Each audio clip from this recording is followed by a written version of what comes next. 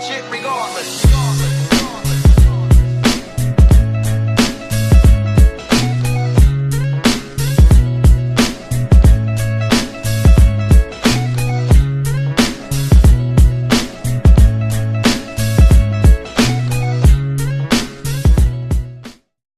Hello, everybody. This is Azariah Terrell. Once again, I want to welcome you to the Chaplain's Table. We're very excited. We have an author, a creator, content developer, you name it. Like, she's a bad sister. Chandra Meadows. How you doing? I am doing great. Happy to be here. Thank you for being here. So, I'm going to dive right into it. First of all, who is Chandra Meadows? I think that's a funny question because from years ago, like, that's a question that would definitely bring me anxiety because it's like, who am I? Mm-hmm. You know, and I think instantly we go to the titles and everything like that. But now I feel that I am a being who's making this up as I go. Mm-hmm. Yeah, like in the simplest terms, like at this point, like I don't think that my titles really define who I am. So yeah, I'm a being, a spirit, having this life experience who's making this up, creating this as I go. Okay. Like I would say that. Yeah. I like that. I'm a being creating it as I go. Yes. That's pretty dope. So you do a lot of work, and I really want to dive into that.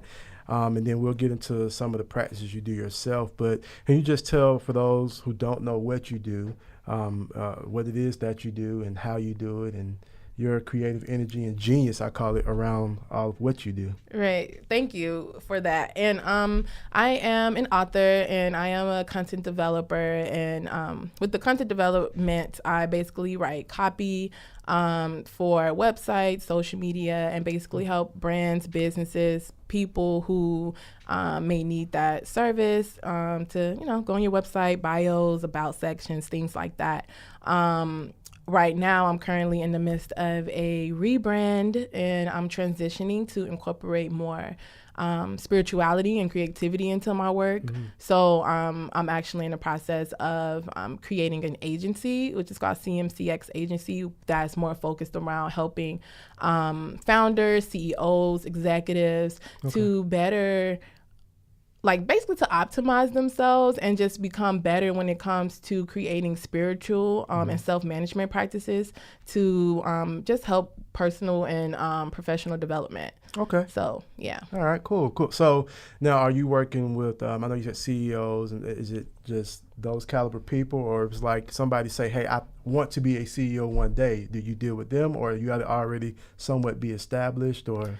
Well, I feel like once I actually launched the agency, that would be a sector for that. The reason why I wanted to focus on specifically CEOs, founders, like entrepreneurs and things like that, because I am, a founder and entrepreneur, and just from things, in general, people need help with better self-management. Right. But just from my own personal journey as an entrepreneur, I really realized, it's hard trying to create and run a business and you don't have practices that help sustain you, a lot of entrepreneurs or founders of companies, you can read about them, suffer from depression, anxiety, and things like that. So just from having my own experience, I'm I want to narrow in on these specific people. Plus, I feel that if you are someone who have a platform or a team or a community that you're constantly pouring into, who's pouring into you? You need to make sure that your cup is full in order to pour into other people's cups. Right. So, yeah. Well, I would tell you this, especially being a chaplain and you're dealing with, at least in my world, a lot of death and different things like that.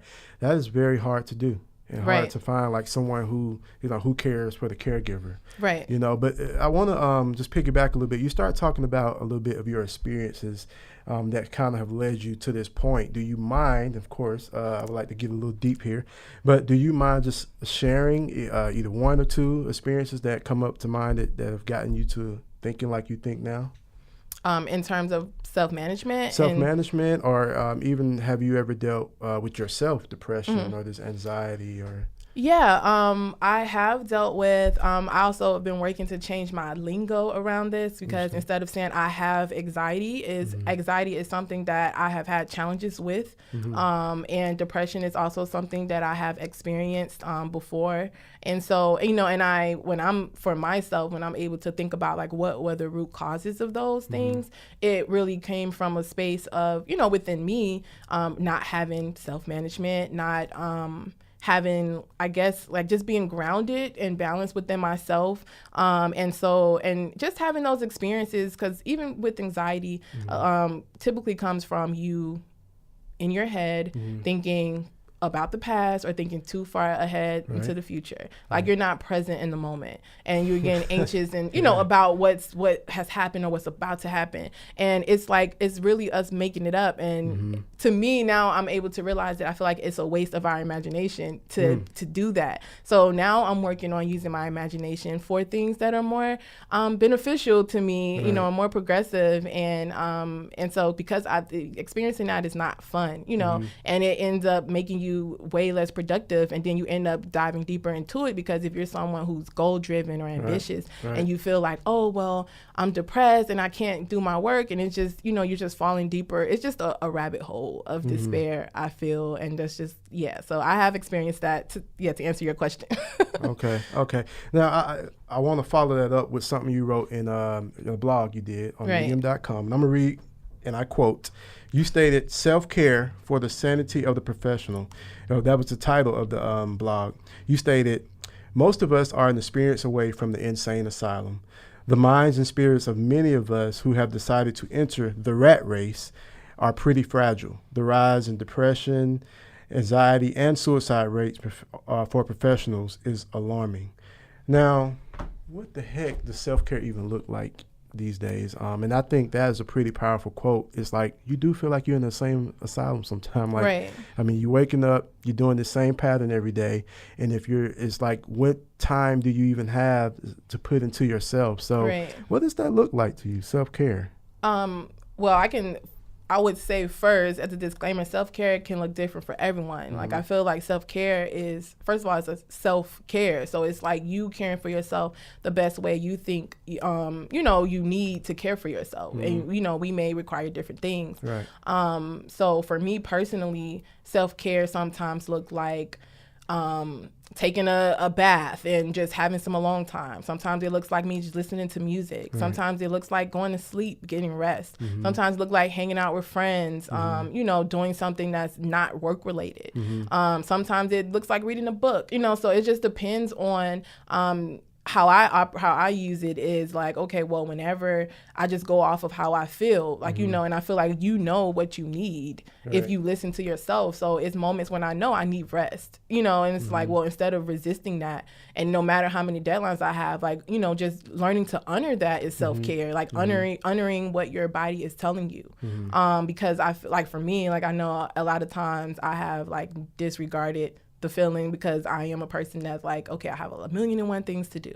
So, then you get the feeling like, hey, you're tired. I'm like, nope, I have this deadline I need to reach. I can't sleep right now. Like, sleep, what? I'm gonna do that later. But it's like, well, that's not being, that's not showing yourself love. It's not showing yourself respect by doing that. So to me, self-care is honoring when I need to stop and rest as well. So so it just looks different. It varies, but the point of it is to love on yourself and to nurture yourself, and so you won't break down, because we are we're human beings, and we have a lot of things that we deal with on a day-to-day basis. So it's really important to have practices that help to keep you grounded and balanced. So So now, and thank you for sharing that. A lot of the CEOs, professionals, and entrepreneurs you're dealing with, already have dealt with, going to be dealing with, what do you say that look like? And specifically, this is even in my world, when you got like this little 2-year-old running your house, and when you're tired and try to rest, it's like, man, they, and rightfully so, they want their time, and then you got your spouse or things like that. How do you just maybe even pointers you would point out with that? And I want to talk a little bit after that about your creative wellness accelerator. I think it's something people need to know about. But just, when the people who, And I've done it. Make this excuse. Oh, I don't got time for that because I got the 2-year-old. I got 3 kids. I got a wife, or I got a husband. So what is your advice to people like myself who make those excuses? Right. Well, I definitely would say, and it's something because this is a phrase or like I guess it would be an analogy that I have heard said to me lately from like 2-3 different people, and it goes back to the whole thing that we're taught like when we're on an airplane in terms of like if the air oxygen masks ever fall out, like they're telling you like to put it on yourself first, like not your kid, not your grandma, not your mom, like put it on yourself first. And I love that thing because it's like it really shaped your perspective on what that looks like, even when it comes to self-care and self-management, because it's like, well, if you are depleted, how can you be there for your child? How can you be there for your relationship? How can you be there for your job? Like, how can you continue those things, if you're not there for yourself, if you're not the best that you can be? It's going to be hard for you to pour into those things. It's going to be, you're probably not going to be able to give your all to it because you're tired or you're worn out. And I understand that, when you have a family, when you have a job, when you have like a spouse, like I know it can be hard to kind of make time for yourself. But first, I feel like it comes into who you're in a partnership with, like, whether or not that needs to be an understanding there to make sure that both people are able to get their, me time and everything like that. And also, I just feel that it's very important to prioritize putting yourself first. And that's not to say, I know a lot of parents probably struggle with like, what do you mean put myself first? Like I have this baby, but it's like putting yourself first, meaning if you need to rest, like try to get rest, and you may have to get creative with it. Obviously if you got a kid, a 2-year-old, like, she may not try to sleep when you need the rest, but she's going to take a nap eventually. So it's like, well, maybe you should prioritize taking a nap versus doing something else, getting distracted by something else, so just, I feel like making conscious choices to make decisions that are going to be the most beneficial for your well-being. Okay. Like, yeah. All right. So now let's a little bit about the Creative Wellness Accelerator, right? It's something I've signed up for. For those that don't know what that is, and I think you kind of already hit on it, but can you say more about what it is and what is the goal of that? Right. The Creative Wellness Accelerator is basically a I guess you can call it kind of like a case study that I'm doing that's in connection to the CMCX agency that I will be launching this year. I wanted to get together a very small group of people and kind of just start working with them in the way that I would work with people that would be connected to the agency. And so that means like prioritizing self-management and what that looks like personally and professionally. So that's really what the Accelerator is all about. So for like 21 days, so just going off of the whole in 21 days it takes to like break a habit thing, make a habit. So it's like, taking away certain habits that have been detrimental so far and adding in new ones, creating routines that turn into ritual and just really building up your management of self, and also adding in like spiritual practices, and because that's something that I feel is very important as well.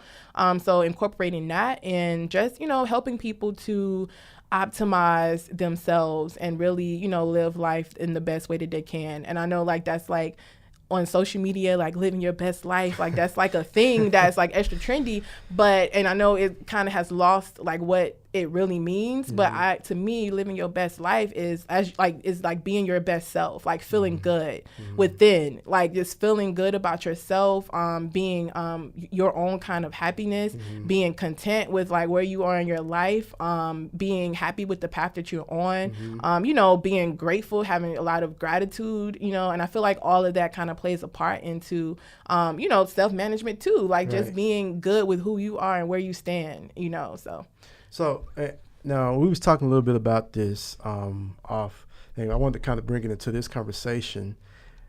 Being your best self has been to me the myth of I have to have a lot of money in order to do these things. Right.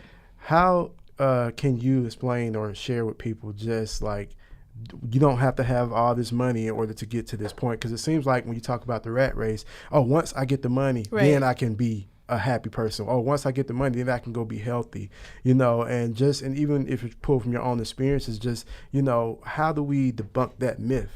Right. And it's funny that you with what you're saying now, because that's something that I have personally been thinking a lot about, because I am someone that was like, well, once I get here, I will feel this way. Once I get X amount of money, once I get into this space, once I'm doing this particular job once I'm connected to this type of person, then I will feel better. I will be better. Like, and that's a myth that we tell ourselves, because when you really think about it, if you're not happy with where you are, because it's a you thing, like it's within yourself. So regardless of what's going on the outside of you, regardless of what's in your bank account, like of course having a lot of money would be nice. Of course, like vacation whenever you want to is nice. Driving whatever car, like all of those external things are nice, but those are like additions. So it's just like you can get all of that, but if you're not within a place of happiness and joy within yourself, then those things aren't going to mean anything, which is why you have like people who are at the peak of their careers who's like super successful on the outside to us. We're like, oh, that person is successful, but then that same person jumping off a building,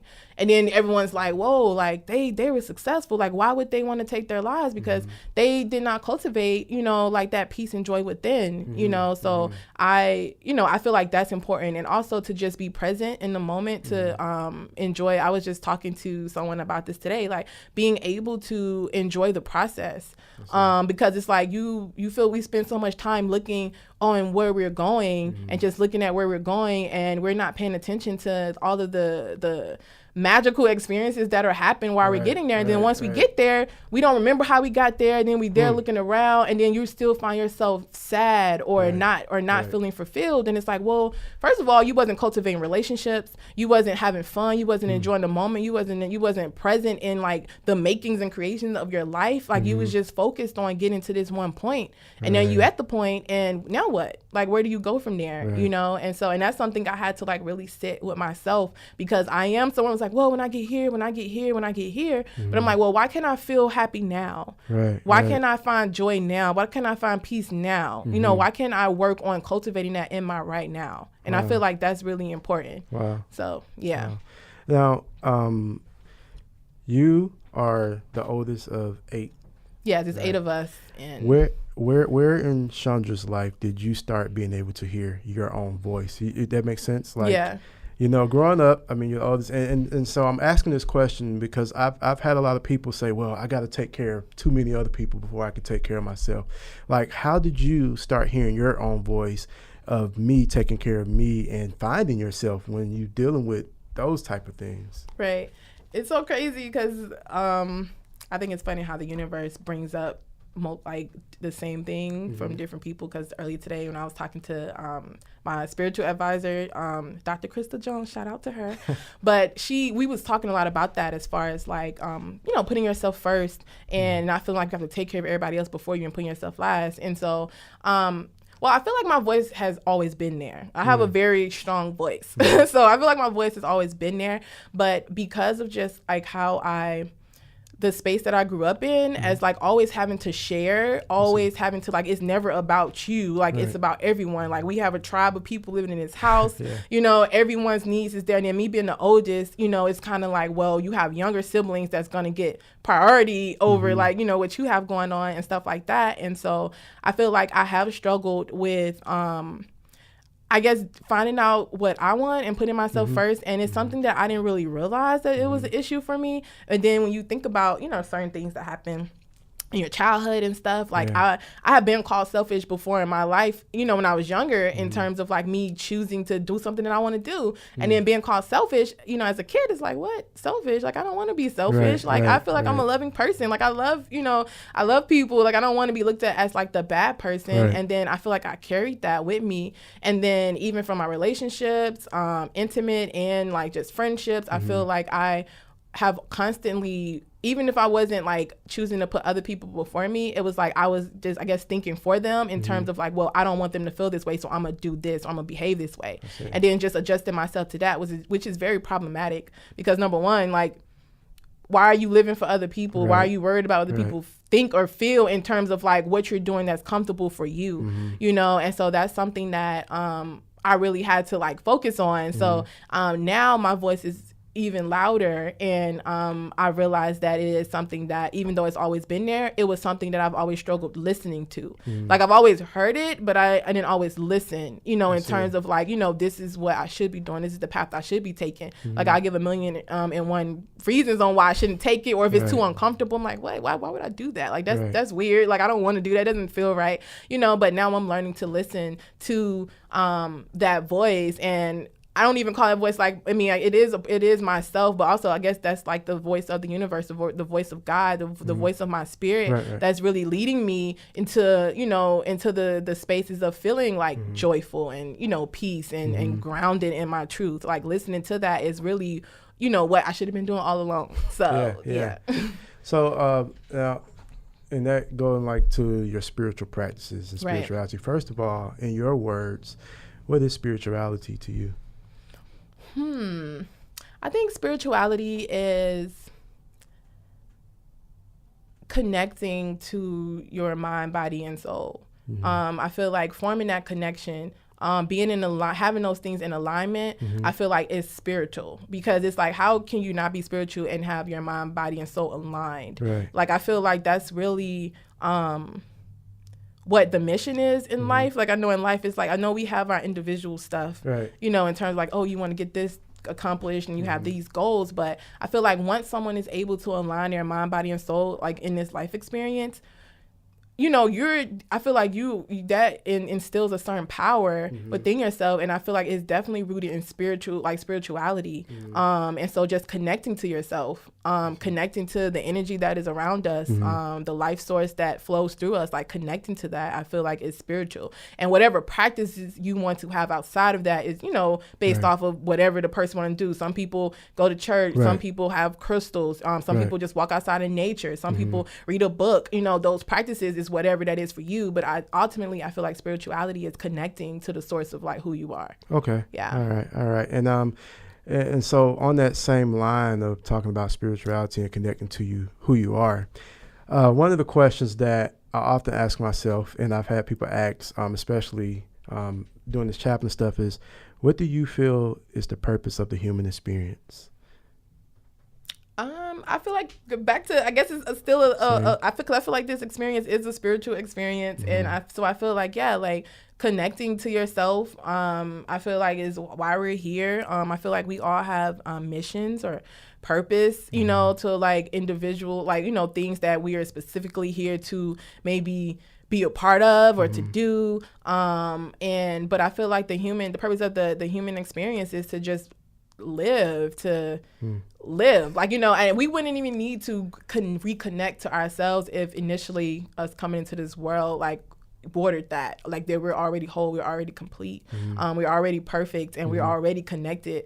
Like if that was something that was like really taught, we wouldn't even need the going back to ourselves. And then the human existence, I don't even think we would be wondering about like what happens after this, or like what's the meaning of life, because the meaning of life would be for us to live life as who we are, you know, in our truth, like that. It would be that simple, you know. So yeah, I definitely agree. I feel like and you said something, coming into this world, and you're given this package, right? In a sense, like for me, I was raised in a Christian home. You know, someone else may be raised in a Hindu or Muslim home. Right. It's like you're given this package, and this is the package that it has to be, which also caused a lot of confusion and arguments with a lot of people, as we know. And so I think trying to really find yourself in all of the craziness, because truth be told, and it's kind of going back to the money thing, it's like, you know, you're told, oh, you need to go do this, go to school to do this, like go be a doctor, because with this, like a musician, or even, and there's something I want you to talk about too, all right, that's not a real thing, you know? And so just bringing that up, what about like with you being a writer, some of the things you've heard, like did you ever get any pushback on that, or?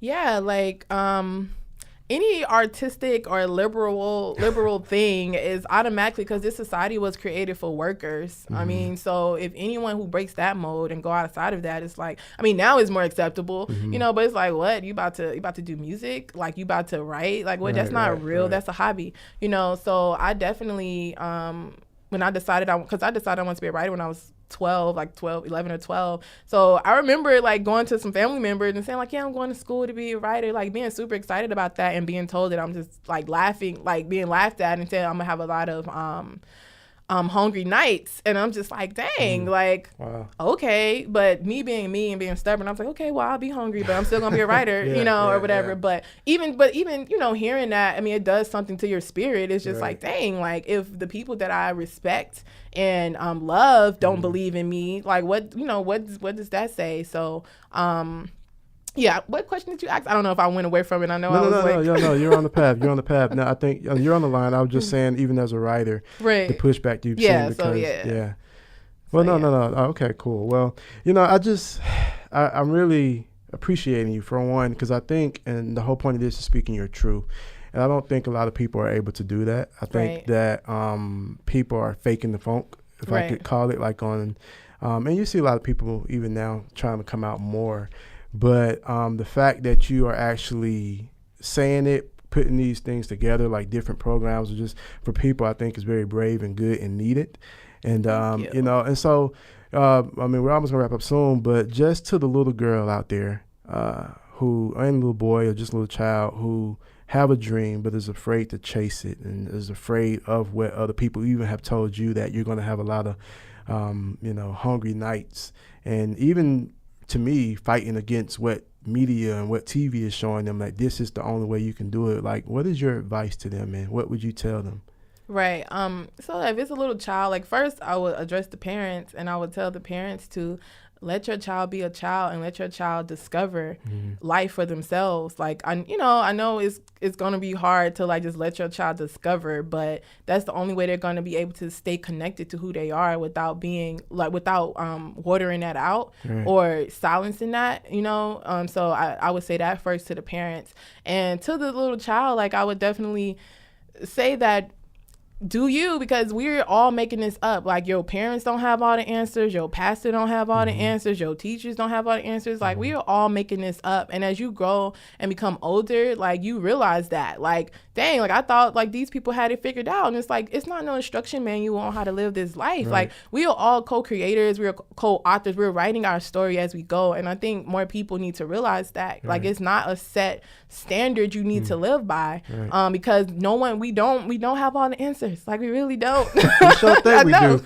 We feel like we got them all. Like, yep, this is it. This is the way. This is how I did it. And I think that puts a lot of pressure on the experience. It stops you from, I feel like it stifles your living, because it's like, oh, I gotta live this way. I gotta do stuff this way. And if I could go back and even talk to myself, because I know how I was as a child. I was very imaginative. I was very like into like, oh, I can't wait to, like most kids are. So it's just like, if I could go back and talk to myself and be like, just live life and make it up and make it the best story you can ever make. Like create the best story you can create for yourself, and whatever that looks like for you. And it's gonna be plot twists. Stuff is gonna happen, but guess what? It's gonna be your story, so yeah. Thank you for sharing that. I think that's very powerful and needed. And so we're almost done. I just want one more question, and then your definition of God, or I mean, I hear you say universe a lot. Is that the same one and the same to you, or? I feel that God is energy. I feel that we're God. The trees are God. This earth, this experience is God. Like I feel like God is a presence, and that we're like physical manifestations of that presence, of that energy. So and that's what I feel that it is. Like I don't put God in a box. I don't just think that, oh, God is only this way. And that's why I kind of interchange and I use universe, because I know the word God even comes with certain stigmas. And I feel like that's even limiting to what this presence is, and I feel that, again, it's a presence that runs through us, and that shows you how powerful we are as people. Because I feel like a lot of us, have been taught that we are less than, or we're imperfect, and we're, we need all of this help outside of ourselves. And it's just like, well, if you were born in imperfection and and stuff, that doesn't mean that you are someone without fault or someone that doesn't grow. But being perfect is growth. That's learning and evolving. And so and I feel like that's what God is. God is like just a moving source of energy, light, love, truth, power. So yeah.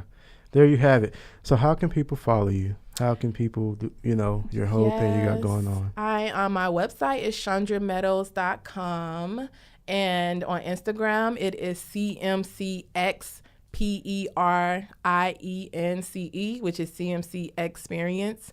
And you can also follow my Instagram for the agency, CMCX Agency, that will be launching this year, 2019. Yeah. Well, that's what's up. Thank you so much for, and first of all, did you have anything else on your mind that you wanted to get off? I always ask that. No, I think we covered most of it. Like, I've enjoyed this conversation. So same here. And once again, I'm super advocate for thinking outside the box, just doing being creative in this world. I'm scared for my 2-year-old daughter. I really am. But I'm like scared and what she's going to have to deal with. But I know raising her, she's going to be strong enough to deal with it and be creative, of course. But thank you so much for being on the show. Thank you. And thanks DigiLabs for letting us record this podcast. Appreciate everybody. I usually give a quick meditation for the soul, but I feel like you said it. Like, be who you be, and if I can sum it up, and don't be afraid to be creative. So once again, until the next time, thank you all for listening. Thank you all for watching. Welcome, and you're always welcome if you got something you want to talk about. I'm Azariah Terrell, your host. You were with Chandra Meadows. What's up, folks? My name is Azariah Terrell. Hey, I want to welcome you to my new podcast, The Chaplain's Table. This podcast is about speaking your truth. We talk about deep philosophical things, spiritual things, or whatever else is going on in the world. So if you get a chance, please subscribe to the YouTube channel and listen in on the podcast. The links are at the bottom. We'll see you there.